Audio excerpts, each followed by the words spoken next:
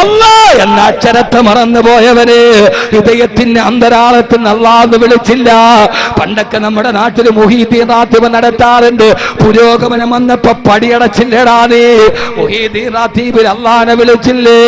യാ അഹദു യാ സമദു യാ വിത്റു യാ മൗലാ യാ അഹദു യാ സമദു യാ വിത്റു യാ മൗലാ.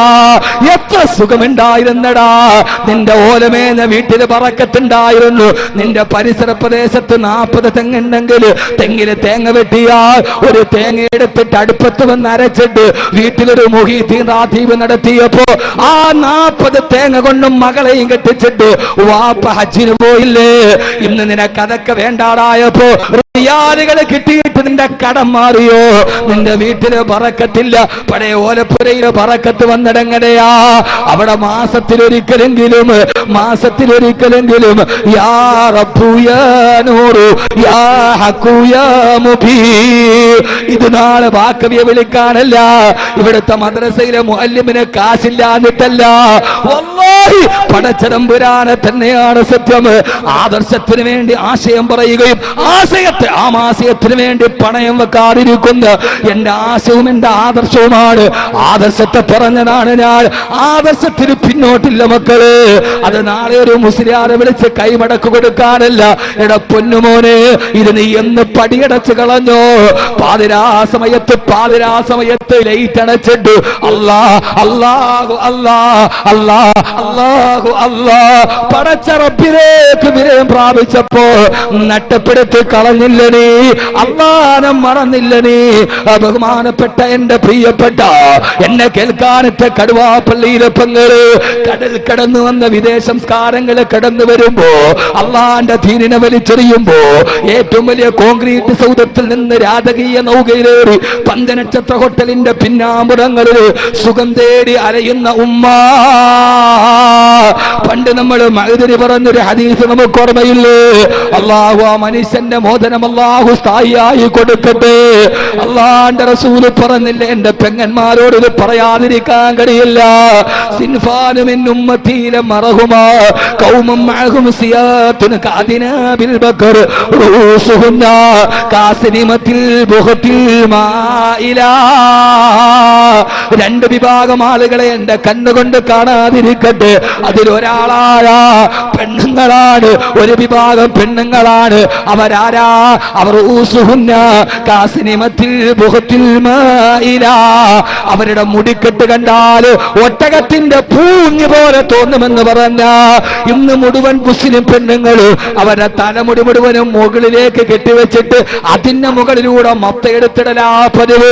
ഏത് കല്യാണത്തിന് പോയാലും ഇന്ന് പെണ്ണിന്റെ ഫാഷനേരാ മുടി മുഴുവനും ബാക്കിൽ കെട്ടിയിട്ട് ആ മുടി മുകളിലേക്ക് കെട്ടിവെക്കുക, എന്നിട്ട് അതിന്റെ മുകളിലൂടെ മൊത്തയിടുക. നോക്കിയാൽ പെണ്ണിന്റെ തലയിൽ വെണ്ണക്കുടം വെച്ചതുപോലൊരു മുട കാണാ. പെണ്ണ് അതാണ് റൂസുഹുന്ന കാസിനിമത്തിൽ ബുഖത്തിൽ മായിലാ. നീ തലമറച്ചിട്ടുണ്ടെങ്കിലും വല്ലാഹി പടച്ചറപ്പിനെ തന്നെയാണ് സത്യം. ആ മുടി മുകളിലേക്ക് കെട്ടിവെച്ചിട്ട് വെച്ചാൽ അത് പടച്ചറപ്പിന്റെ ഹബീബായ മുത്തിനിട്ടമില്ലാത്തതാ. എല്ലാ സംസ്കാരവും പഠിച്ച മുസ്ലിമേ, ഇന്ന് പെണ്ണിനൊരു വസ്ത്രമുണ്ട്, ലെഗിൻസ്. അത് കാലിലോട്ട് കയറ്റിയിട്ടാൽ അത് പിന്നീട് ബലൂൺ പോലെ ഇറുകി പിടിച്ചു കിടക്കും. ലെഗിൻസ് ഹറാമാ, ലെഗിൻസ് ഉപയോഗിക്കൽ ഹറാമാ. അത് പെണ്ണിന്റെ ശരീരത്തിന്റെ വസ്ത്രത്തിന്റെ അത് ഇഴുകി പിടിച്ചു കിടക്കുന്ന വസ്ത്രമാണ്. ഒരു കൊടല് പോലെയുള്ളൊരു പാന്റ് പെണ്ണിങ്ങനെ വലിച്ചു കയറ്റിയിടും. ഇന്ന് കോളേജിൽ പഠിക്കുന്ന പെണ്ണിന്റെ വസ്ത്രവും അതാ ലെഗിൻസ് ഹറാമാ. മോളെ, വിദേശ സംസ്കാരത്തെ നീ അങ്ങ് കെട്ടിപ്പിടിച്ചപ്പോ നിനക്കറിയോ, ബഹുമാനപ്പെട്ട ബീവി സയ്യിദത്തുനാ ആയിഷ റളിയല്ലാഹു തആല അൻഹാ, ആയിഷ ബീവിക്കെതിരെ അപവാദം പറഞ്ഞു വരുത്തി സഫ്വാൻ റളിയല്ലാഹു തആല അൻഹുവിനെ കൂട്ടിച്ചേർത്തിട്ട് ഇസ്ലാമിക ലോകം ആയിഷക്കെതിരെ അപവാദം പറയുമ്പോ അല്ലാഹുവിന്റെ റസൂൽ വന്നിട്ട് പറഞ്ഞു, ആയിഷ നീ നിന്റെ വീട്ടിലേക്ക് പോയിക്കൊള്ളുക. സംഭവം നിങ്ങൾക്കൊക്കെ അറിയാം. അല്ലാഹുവിന്റെ റസൂൽ പോലും വിശ്വസിക്കുന്ന അവസ്ഥയെത്തി. ഭർത്താവ് ഭാര്യ വീട്ടിലാക്കി പൊട്ടിക്കരഞ്ഞുകൊണ്ട് തന്റെ വീട്ടിലേക്ക് കടന്നിട്ടുണ്ട്. ഉപ്പാ ഉപ്പാ, അല്ലാഹുവിന്റെ റസൂൽ എന്നെ വീട്ടിലേക്ക് പറഞ്ഞു വിട്ടു. അബൂബക്കർ റളിയല്ലാഹു അൻഹു ചോദിച്ചു, ആയിഷ നീയല്ലേ തെറ്റുകാരി? കൂട്ടുകാരി അല്ലാഹുവിന്റെ റസൂലിനെ വേദനിപ്പിച്ചുവല്ലോ.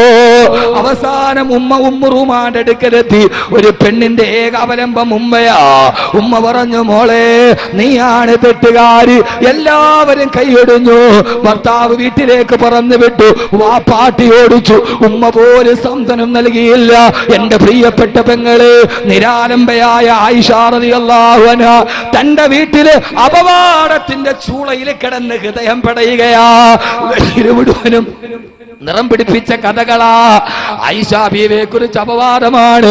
ആയിഷ ഒറ്റയാണ്, ആയിഷ ഏകയാണ്, ആയിഷയ്ക്ക് സാന്ത്വനിപ്പിക്കാൻ ആരുമില്ല. പൊട്ടിക്കരഞ്ഞ് വീട്ടില് ഹൃദയം നീറിപ്പുകയവേ. സൂറത്തു നൂറിന്റെ 12 ആയത്തിറങ്ങി. നബിയേ, ഇന്നല്ലദീന ജാഊ ബിൽ ഇഫ്കി ഉസ്ബത്തും മിൻകും ലാ തഹ്സബൂഹു ശർറൻ ലക്കും. അപവാദം പറഞ്ഞവരാണ് കുറ്റവാളികൾ. ആയിഷ നിരപരാധിയാണ് നബിയേ, ആയിഷ നിരപരാധിയാ.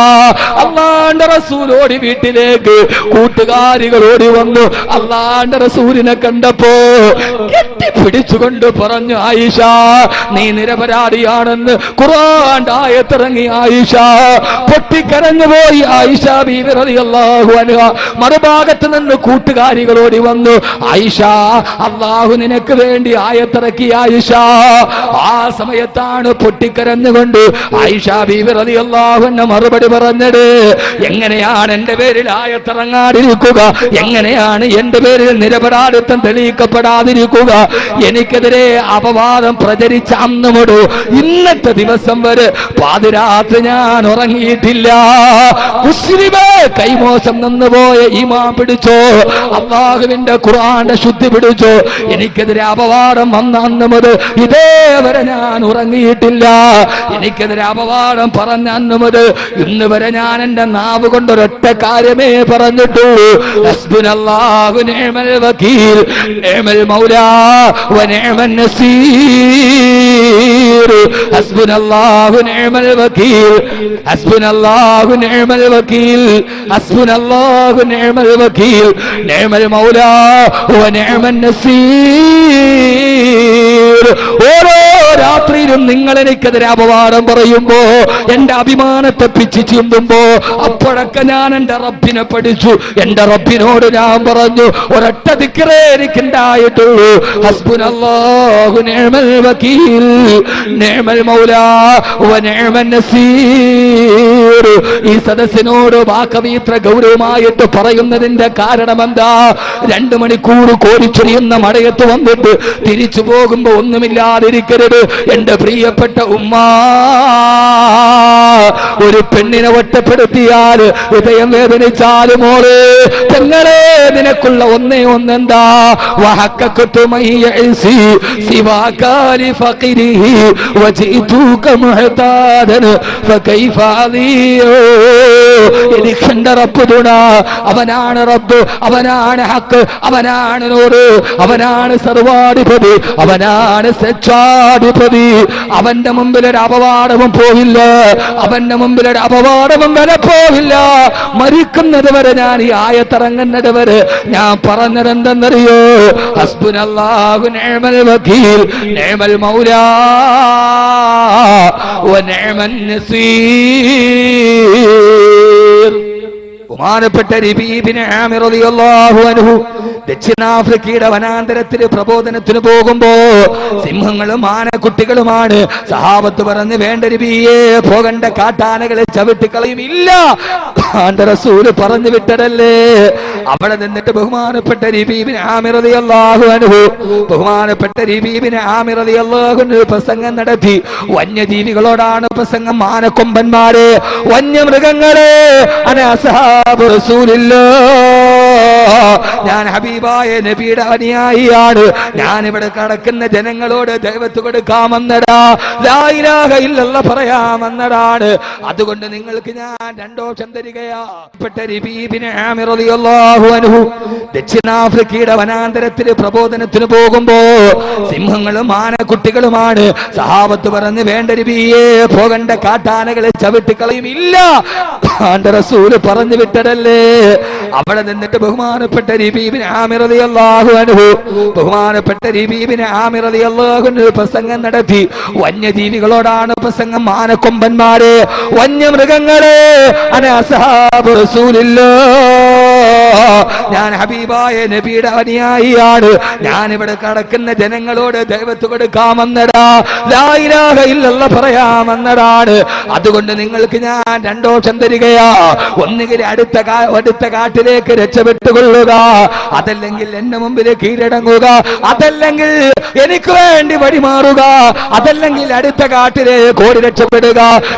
സാക്ഷി, ചരിത്ര സാക്ഷി. പറയേണ്ട താമസം, പ്രസവിച്ച് കിടക്കുന്ന പുലിക്കുട്ടികൾ, പ്രസവിച്ച് കിടക്കുന്ന സിംഹക്കുട്ടികൾ അവരുടെ കുഞ്ഞിനെയും വായിൽ കടിച്ചെടുത്തിട്ട് വനാന്തരത്തിലൂടെ ഓടി രക്ഷപ്പെടുകയാ.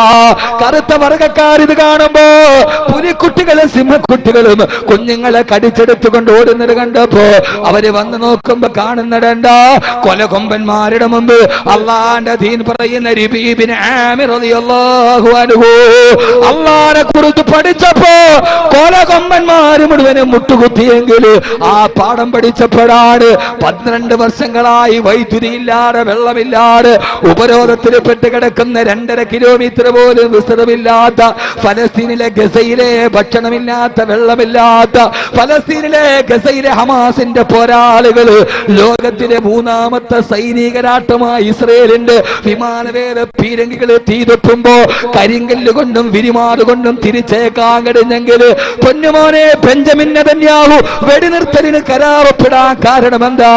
ഹമാസിന്റെ പോരാളികളുടെ കയ്യിൽ റോക്കറ്റ് ഇല്ല, അവരുടെ കയ്യിൽ ബോംബില്ല. കല്ലും കവണയും വെച്ചിട്ട് ഇന്തിഫാദയിലൂടെ ചെറുത്തു നിന്നപ്പോ അവർക്ക് കിട്ടിയ ഊർജം എവിടെയെന്നറിയോ? അവരാരെന്നറിയോ? ഞാൻ കഴിഞ്ഞ പ്രാവശ്യം ഈജിപ്തിൽ പോയപ്പോ 3 പ്രാവശ്യം ഞാൻ ആ നാട് കണ്ടവനാണ്. ബോംബിട്ട് നടന്ന നാട് ഞാൻ കണ്ടവനാണ്. തകർന്നടിഞ്ഞ ഗസ ഞാൻ കണ്ടടാണ്. തകർന്നടിഞ്ഞ വെസ്റ്റ് ബാങ്കിന്റെ കണ്ണുകൊണ്ട് കണ്ടടാ. 9 വയസ്സുള്ള കുട്ടി സ്കൂളിലേക്ക് പോവുകയാണ്. ഞാൻ അവന്റെ ചേർത്ത് പിടിച്ചിട്ട് ചോദിച്ചു, മോനെ നിന്റെ പേരെന്താ? അവൻ പറഞ്ഞു, അൽ-ഇഅ്തിസാമു ബില്ലാഹ്. എന്റെ പേര് അൽ-ഇഅ്തിസാമു ബില്ലാഹ്. പടച്ചറപ്പിന് വേണ്ടി മുറുകെ പിടിച്ചവന് അവിടുത്തെ പേര് തന്നെ എങ്ങനെയാ? ഞാൻ ചോദിച്ചു, മോനെ നിന്റെ വാപ്പ എവിടെ? ഫലസ്തീനിലെ 9 വയസ്സുകാരൻ ആകാശത്ത് കൈവെത്തിയിട്ട് പറഞ്ഞു, ഇലാ റഹ്മത്തില്ലാഹ്. എന്റെ വാപ്പ പടച്ചറപ്പിന്റെ സ്വർഗത്തിൽ പോയി. ഞാൻ ചോദിച്ചു, മോനെ നിന്റെ ഉമ്മ എവിടെ?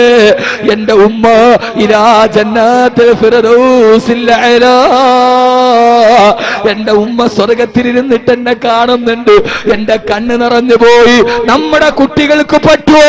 വ്യഭിചാരം പഠിപ്പിക്കുന്ന എന്റെ വാപ്പക്കും ഉമ്മക്കും തണുപ്പുള്ള രാത്രിയിൽ ഒരു തമാശ തോന്നിയപ്പോ തമാശയുടെ ഫലമായിട്ടാണ് ഞാൻ ജനിച്ചതെന്ന് പറഞ്ഞ സാഹിത്യകാരൻ എഴുതി വെച്ച സാഹിത്യം പഠിപ്പിക്കുന്ന നമ്മുടെ മക്കൾക്ക് ഇത് പറയാൻ പറ്റുമോ? വാപ്പ കബറിൽ പോയി എന്ന് പറയോ? അവര് പഠിച്ചതല്ലാതെയാണ്. ഹമാസിന്റെ ഫലസ്തീന്റെ കുട്ടികൾ കണ്ടതല്ലാന്റെ കുതിരത്താണ്. അവര് ബൈത്തുൽ മുഖദ്ദസിന്റെ പ്രാന്തപ്രദേശത്ത് ജനിച്ചവരാ. അവർ ഇബ്രാഹിം നബിയുടെ കബറ് കണ്ടവരാ.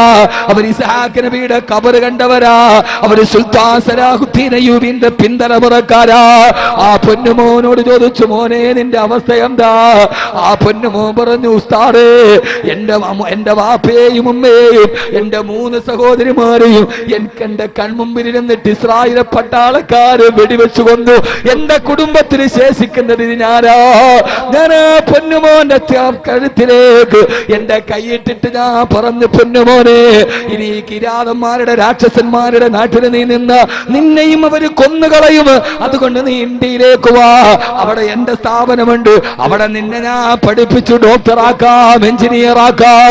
പറയേണ്ട താമസം തോളത്തിരുന്ന് എന്റെ കൈ തട്ടി മാറ്റിയിട്ട് മീശ പിടിക്കാത്ത 9 വയസ്സുകാരൻ LP സ്കൂളുകാരൻ എന്നോട് പറഞ്ഞു, അറബി ഭാഷയിൽ നിന്റെ കൂടെ ഇന്ത്യയിൽ വന്നാൽ എഞ്ചിനീയർ ആവാനല്ലേ പറ്റൂ, ഇന്ത്യയിൽ വന്നാൽ ഷഹീദാവാൻ പറ്റില്ലല്ലോ. ഞാനിവിടെ ഷഹീദാവാൻ നടക്കുകയോ? എന്റെ ഉപ്പ പോയെടുത്ത് പോയടത്തേക്ക്, എന്റെ ഉമ്മ പോയടത്തേക്ക്, എന്റെ സഹോദരിമാര് പോയടത്തേക്ക് ഞാൻ ഷഹീദാവാൻ നടക്കുന്നതാണെന്ന് 9 വയസ്സുകാരൻ മറുപടി പറഞ്ഞ ഫലസ്തീനിന്റെ തീതുപ്പുന്ന മണ്ണിന്റെ ഇടയിൽ ജീവിക്കുമ്പോഴും അള്ളാന്റെ സ്വർഗത്തെ ആഗ്രഹിക്കുന്ന ആ മക്കള് പഠിച്ച പാഠമേടാ. ആ പാഠമാണ് ലോകത്തിന്റെ രാജാവല്ലയാണ്. അത് ഒബാമയല്ല, അത് നെതന്യാഹുവല്ല. ഒരു വേദത്തിന്റെ മുമ്പ്, ഒരു ലോകത്തിന്റെ മുമ്പ്, ലോകത്തിന്റെ 3ാമത്തെ സൈനിക രാഷ്ട്രത്തിന്റെ മുമ്പ് ഈ നെഞ്ചു വിരിച്ചിട്ട് പിടിച്ചു വെക്കാൻ കഴിയുന്ന